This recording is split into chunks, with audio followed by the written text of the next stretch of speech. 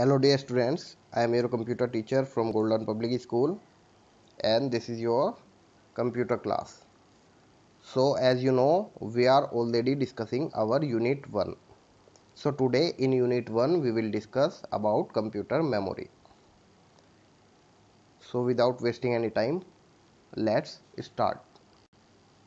So as you can see memory, we know that CPU of a computer is a real brain behind all the processing that takes place. We already discussed about the CPU in previous videos in detail. For processing, instruction and data are made available to CPU and CPU processes the provided data within the given instruction. As we know, CPU is the main processor which processes all the data, which all the instructions are followed by the CPU. So as you can see, to get the product of two numbers 7 and 9, the CPU is giving instruction and data somewhat like multiply 7 and 9. Now as you can see 7 and 9 both are the input for a CPU, and you can see the multiply is the process which have to be performed by the CPU. So CPU have to perform multiply action with the input which are 7 and 9.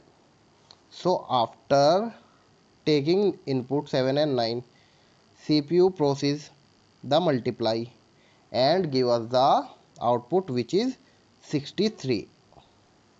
Done. So now the main point is CPU needs to have some place where it can hold instructions and data during process.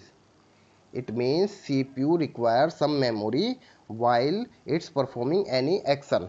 If CPU is multiplying the numbers, then the number 7 and 9 and the answer 63 need some space. So the space is called memory. So CPU need to have some place where it can hold instructions and data during process, and once processing is over, it needs a place where it can store the result permanently. It means CPU need two type of memory. First one is for processing the data and second one is for after processing to store the data permanently, or we can say to save our data. I hope it's clear. Definition of memory. Computer memory is an physical device capable of storing information temporarily, like RAM, which is random access memory, or permanently like ROM, which is read only memory. Memory devices utilize integrated circuits and are used by operating system software and hardware. So this is definition of a memory. As you can see, memory is of two types. First one is primary memory and second one is secondary memory. So first one is main memory or primary memory or internal memory. The memory that holds data and instructions during processing. It is temporary in nature. And the secondary memory or auxiliary memory or external memory, the memory that can store data file for later use permanently. As I said, computer need two memories, first for processing the data and instructions and second for permanently save the data. So first one is called primary memory and second one is called secondary memory. So today we will only discuss about the primary memory, and in next class we will discuss about the secondary memory. So there are some units of memory. Computer store and process data information in the form of binary numbers. A binary number is either 0 or 1. As we know, 0 represent off or low voltage while 1 represent on or high voltage. A group of 8 bits is called a byte. It means 1 byte is equals to 8 bits. 1 byte equals to 8 bits. A byte is made of 2 nibbles, 4 bits each. A byte of memory is used to store a code to represent a character such as a number or letter or a symbol. 8 bits can store 256 different codes. This was so enough and a byte became fixed at 8 bits. This allows the 10 decimal digit, 26 lowercase letter, 26 uppercase letter and many symbols. Early computer used 6 bit to a byte. So there are many important points as 8 bit can store 256 different codes. So this is the important point that 8 bits can store 256 different codes and 8 bits are also equals to 1 byte. Second important point is early computer used 6 bits to a byte, but now we discuss that 8 bits is called a byte. It means earlier it was 6 bits in a byte, but now there are 8 bits in a byte. These are some important points.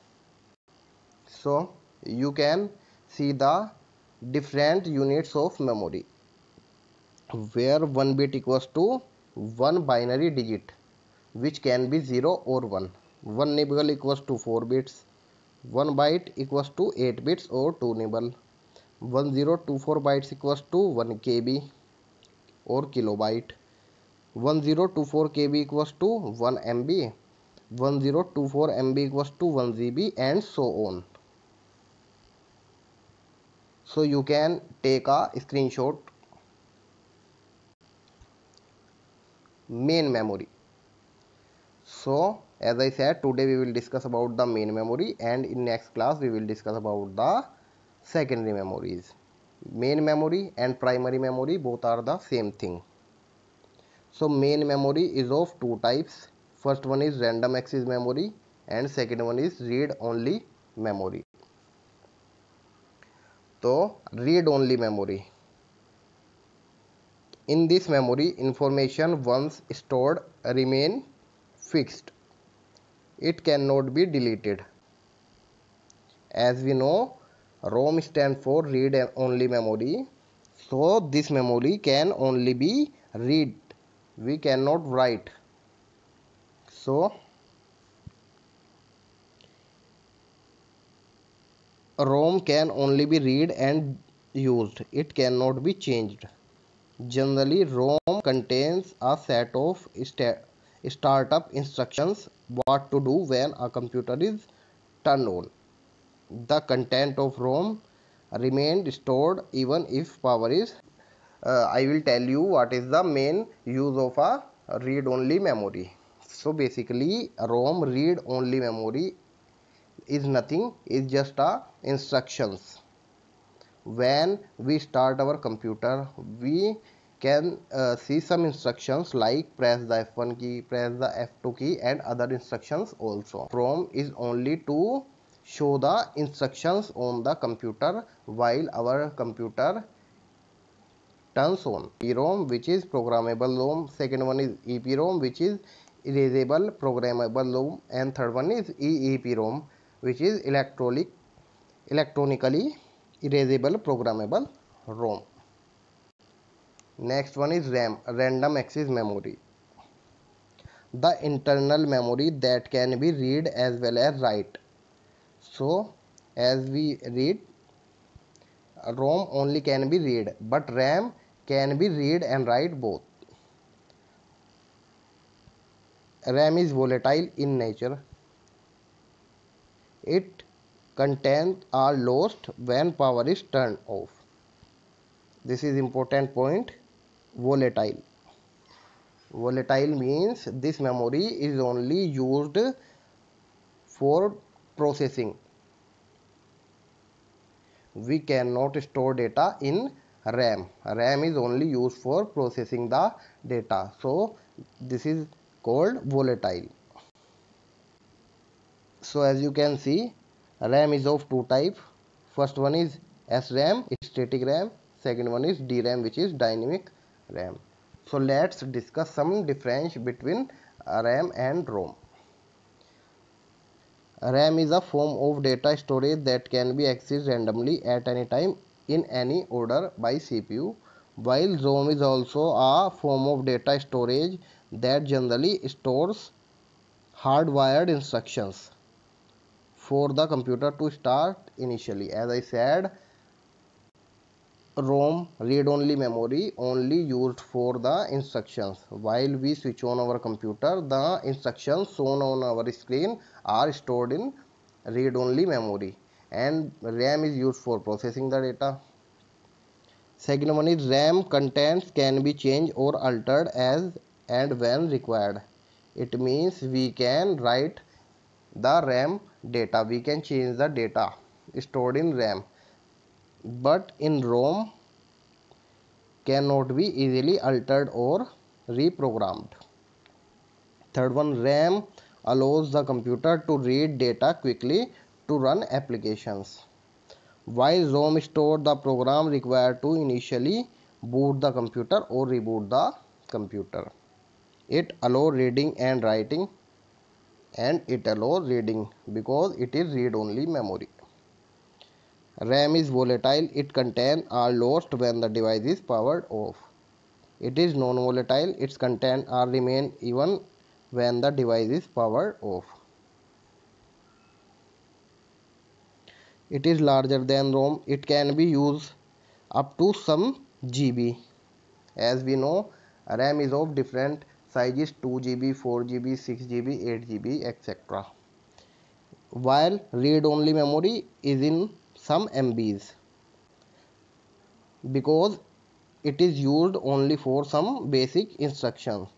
So smaller but larger enough to hold basic instructions.